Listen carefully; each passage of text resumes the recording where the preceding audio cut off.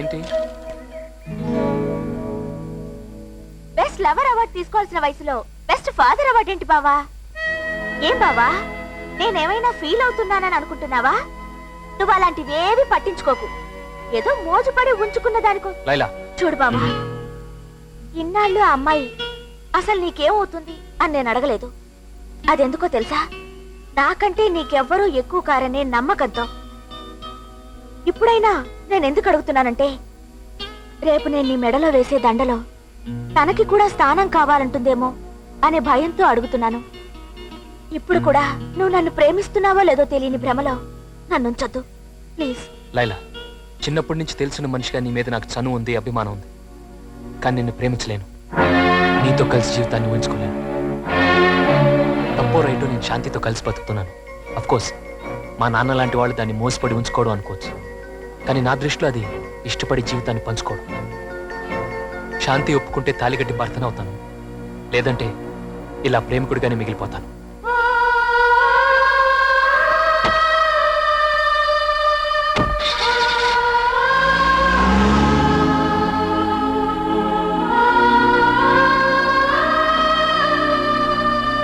శాంతి, శాంతి,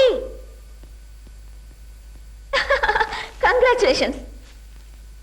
మా బావని బావా మన పెళ్ళెప్పుడు అని అడిగాను. నీ పెళ్ళెప్పుడో తెలియదు, కానీ నా పెళ్లి మాత్రం శాంతి ఒప్పుకున్నప్పుడు అన్నాడు.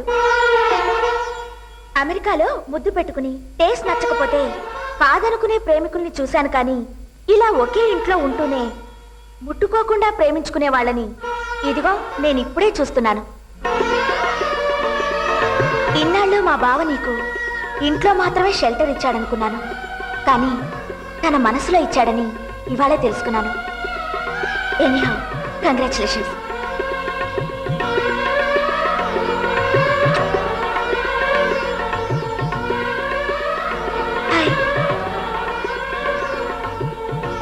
ఇప్పుడైనా అర్థమైందా అతనికి నువ్వంటే ఎంత ప్రేముందో?